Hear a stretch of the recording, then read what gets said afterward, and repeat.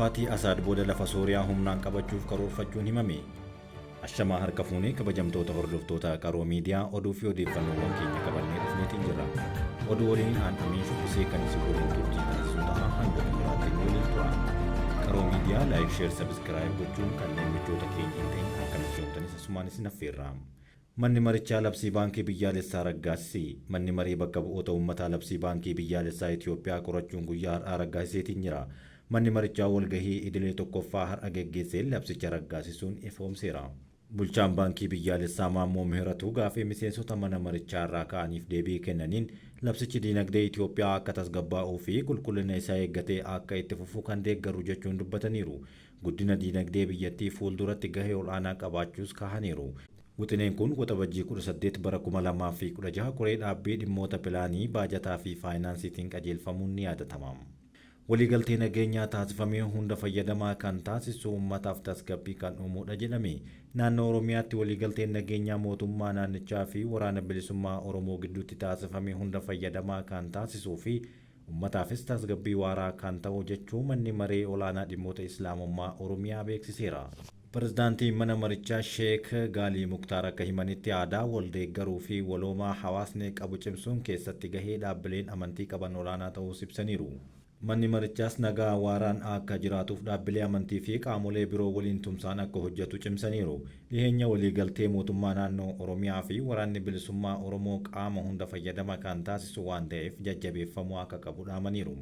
Waggoota muraasa darban naannichatti iddoo tokko tokkotti rakkoon nageenyaa mudateen haala jireenyaa lammiilee irratti dhiibbaa uumuu himanii waliigalteen nageenyaa taasifame kun uummataaf tasgabbii waaraa kan fiduudha jedhan. Tattaaffiin yeroo dheeraaf waliigalteen nageenyaa akka uumamu taasifamaa tures firii argachaa jiraachuu waliigalteen taasifame kun agarsiiftuudha jedhan. Gara fuula duraatti naannolee biyyattii hundatti nageenya waaraan akka jiraatuuf tattaaffiin nageenyaa waaraa buusuuf taasifamu cimee akka itti fufuus dhaamsa isaanii himaniiru. Waliigalteen waraana bilisummaa Oromoo waliin taasifamee raawwii isaas haala cimee itti fufuu qaba jechuun dubbataniiru. Dhaloota naamusa safuu fi duudhaa Oromummaa gonfatee haa horannu jedhan Aadde Sa'aadaa Abdurrahmaan. Afyaa'ii Caffee Oromiyaa Aadde Sa'aadaa Abdurrahmaan guyyaa farra malaammaltummaa fi daa'immanii sadarkaa waajjira Caffee Oromiyaatti kabajamaa jiru irratti argamuun ergaa dabarsaniin hannaa fi hojimaata badaa irratti qabsaa'uun lammiin hundinuu miira waloon socho'uu akka qabu dubbataniiru. Kanaaf dhaloota naamusa qabu safuu fi duudhaa Oromummaa ganamaan badhaadhee quuqamaa fi miira tajaajilummaa gonfatee biyyaaf bu'aa buusuu danda'u horachuun murteessaa ta'uu himaniiru. Guyyaan farra malaammaltummaa akka addunyaatti marsaa 21ffaaf akka biyyaatti marsaa 20ffaa fi akka Oromiyaatti ammoo marsaa 19ffaaf mata duree dhaloota safuu fi naamusa gaariin ijaaruun badhaadhina hunda galeessa jedhuun kan kabajamaa jirudha. Gamtaan Awurooppaa tumsaa ijoo Itoophiyaati jedhame. Gamtaan Awurooppaa tumsaa ijoo Itoophiyaa fi nageenya Itoophiyaa ta'uu ministeerri dhimma alaa beeksise. Jila Itoophiyaa ministeerichaa Dr. Geediyoon Ximaatiyoosiin durfamu dabalatee ambaasaaddoroonni biyyoota miseensa gamtaa Awurooppaa kan ta'an hirmaannaa kana irratti waltajjii tumsaa tarsiimoo gamtaa Awurooppaa Finfinneetti geggeeffamaatiin jira. Dr. Geediyoon waltajjicha irratti haasaa taasisanii gamtaan Awurooppaa tumsa ijoo nageenyaa fi misooma Itoophiyaa ta'uu ibsanii marichi walta'iinsa damee hundaa irratti kan xiyyeeffatu ta'uu seeraniiru. Itoophiyaan hariiroo damee hedduu gamticha waliin qabdu cimsuu akka barbaadduu fi walta'iinsa ishee cimsuuf tattaaffii hedduu akka taasistus ibsaniiru. Itoophiyaan hirmaannaa damee daldalaa fi investimentii damee dhuunfaa guddisuu fi darbees fooyya'insa imaammata dinagdee gooroo hojiirra oolchuu ibsaniiru. Itoophiyaatti ambaasaadarri gamtaa Awurooppaa Soofii Foorom Emasberger gama isaaniitiin Itoophiyaan nageenyaa fi tasgabbii naannichaatiif gahee olaanaa akka qabdu ibsanii gamtichi nageenyaa fi tasgabbiin naannichatti akka mirkanaa'uuf gahee olaanaa qaba jechuun eeraniiru. Dubbi himaan ministeera dhimma alaa ambaasaaddar Nabiyaat Geetaachoos Itoophiyaa fi gamtaa Awurooppaa walta'iinsa qaban cimsuun bara faranjoota 2016 walta'iinsa tumsaa tarsiimawa mallatteessaniiru jechuun yaadachiisaniiru. Daballiin mindaa ji'a onkololeessaatiif waadaa galame hanga ammaatti akka harka isaanii hin geenne hojjettoonni mootummaa himan. Hojjettoota mootummaatiif ji'a onkololeessaatii kaasee daballiin mindaa taasifamuu Komishiiniin Siivil Sarvisii haa ibsu malee hojjettoota biiroolee federaalaa hedduun daballeen isaan qaqqabe akka hin jirre dubbataniiru. Ministeerri muummee Dr. Abiy Ahmad turtii paarlaamaa waliin taasiseen daballiin mindaa wal qabatee rakkooleen akka sassaabbii odeeffannootiin wal qabatan isaan mudachuu eeruun rakkoo kana furuudhaaf mootummaaleen federaalaa fi naannoo waloon hojjechuun barbaachisaa akka ta'u dhaamanii turan. Mindaadhaan wal qabatee daballii taasisuuf waliigalleerra jechuun kana hojiitti hiikuuf mootummoota naannoleen akka barbaachisu Dr. Abiy dubbatanii turan. Sirreeffama mindaa taasisuuf birriin biiliyoona 91 ramadamuu eeruun tarkaanfileen fudhataman haala sirrii ta'een hojiirra yoo kan hin oolle ta'e qabeenyi qisaasa'uu ta'a jechuun dubbataniiru. Ministeera Faayinaansii Ahmad Shidee ibsa miidiyaaleef laateen dhaabbileen sirreeffamaa kaffaltii haaraa hojjetanii xumuruuf iskeelii daballii mindaa haaraa hojiirra oolfamuu dubbataniiru. Ji'oota sadan itti aananitti daballii mindaa kana hojiirra akka oolchaniif mootummaan naannoleetiif deeggarsi mallaqaa akka taasifamus Ahmad Shidee ibsa isaaniitiin eeraniiru. Itoophiyaa fi Ruwaandaan shororkeessummaa dabalatee yakkoota daangaa ce'an waliin ittisuuf walii galan. Itoophiyaa fi Ruwaandaan yakkoota shororkeessummaa daddabarsa namoota seeraan alaa fi yakkoota daangaa ce'oo ta'an waliin furuuf walii galaniiru. Waliigalticha Komishiinarri Jeneraalaa Poolisii Federaalaa Dammallaash Gabra Mikaa'elii fi Inspeektarri Poolisii Biyyaalessaa Ruwaandaa Jeneraal Feeliks Naamuu Hooraayineen mallatteessaniitiin jiru. Dhaabbileen biyyoota lameenii teeknooloojii fi dameelee garaa muuxannoo wal jijjiiruun isaanii ibsameera. Keessattuu Yuunivarsiitii Poolisii Itoophiyaa fi Akaadaamii Poolisii Biyyaalessaa Ruwaandaatti poolisoota leenjisuu fi muuxannoo wal jijjiiruunis walii galaniiru. Waliigaltichi yeroo gabaabaa keessatti hojiitti akka galuuf dhaabbileen poolisii biyyoota lameenii koree teeknikaa hundeessuu ragaan poolisii federaalaa irraa argame ni mul'isa. Ameerikaa mana barnootaa tokkotti dhukaasa barattuun tokko bantee lama ajjeefamanii hedduun isaanii madaa'aniiru. Barattuun dubaraa umree ishee ganna 15 mana barumsaa dhuunfaa Kiristaanaa Wiskoonsin jedhamu keessatti dhukaasa banuun barsiisaa fi barattuu tokko ajjeesti. Barattoonni biroo 6 kan miidhaman yommuu ta'u 2 haala lubbuu isaaniif yaaddessaa ta'u keessa jiran jedhame.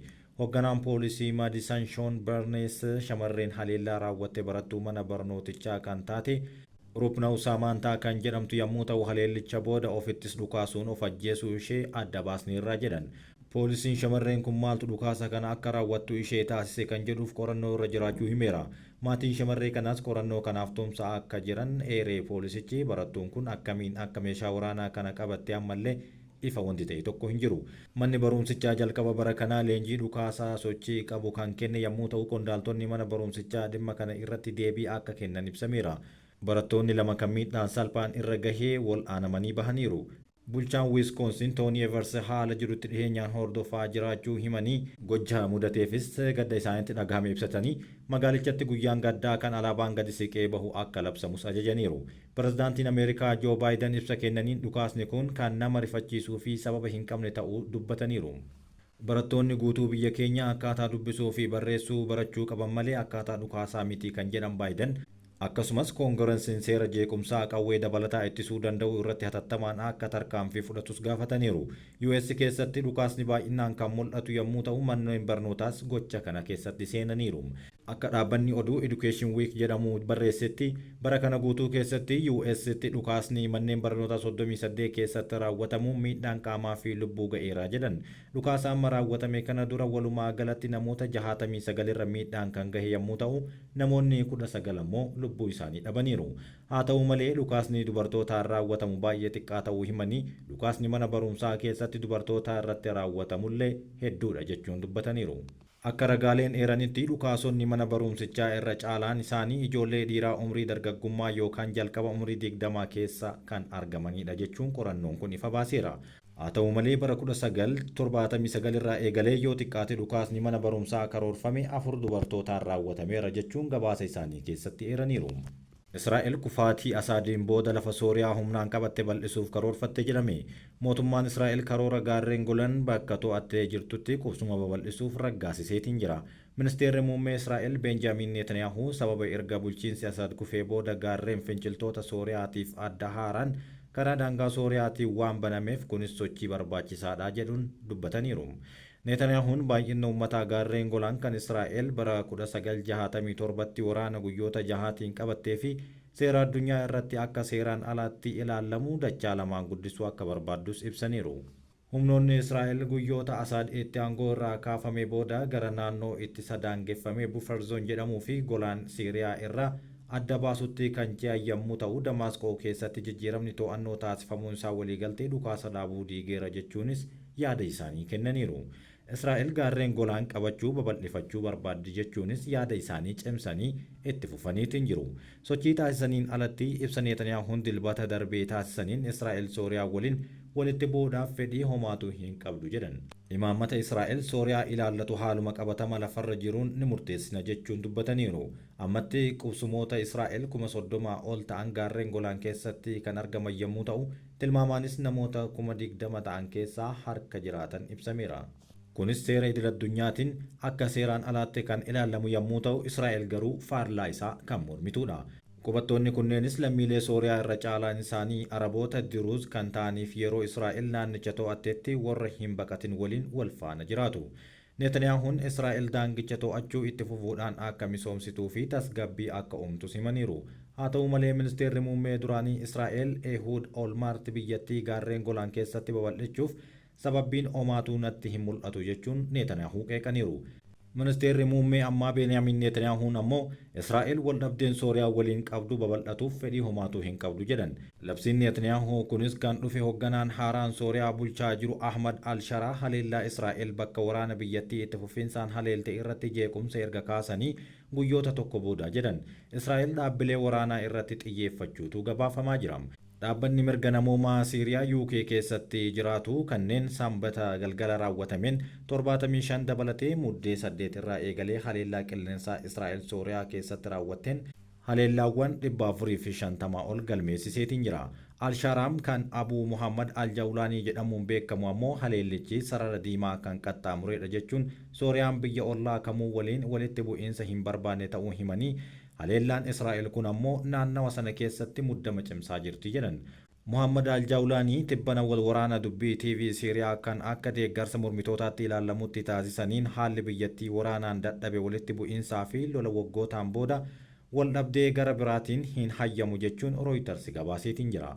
Waraanni Israa'el garuu yaada kanarratti homaatuu hin dubbanne garuu duraan haleellaan meeshaa waraanaan akka harka finxaaleeyyii hin seenne barbaachisaadha jechuun tarkaanfii kana fudhachaa jiraachuu akka himan ni yaadatama. Jeneraalli Raashaa dhoohinsa Mooskootti mudateen ajjeefame. Jeneraalli Raashaa hoogganaa humnoota eegumsa Nikularaa biyyattii kan ta'e dhoohinsa magaalaa Mooskoo keessatti mudateen ajjeefamuun gabaafamaatiin jira. Leetinaal Jeneraal Igor Kirillov kibxata har'aa osoo mana jireenyaa isaa keessaa bahaa jirutti wanti iskuitii yookaan meeshaa ittiin mucucaatan keessaa dhukaafame qondaala kana gargaaraa isaa yookaan eegduu isaa waliin galaafateera. Ji'a onkololeessaa darbe keessa Yuukeen Kirillov irra qoqqobbii kan keessa yommuu ta'u Yukureen keessatti yakka itti fayyadama meeshaa keemikaalaatiin himateera.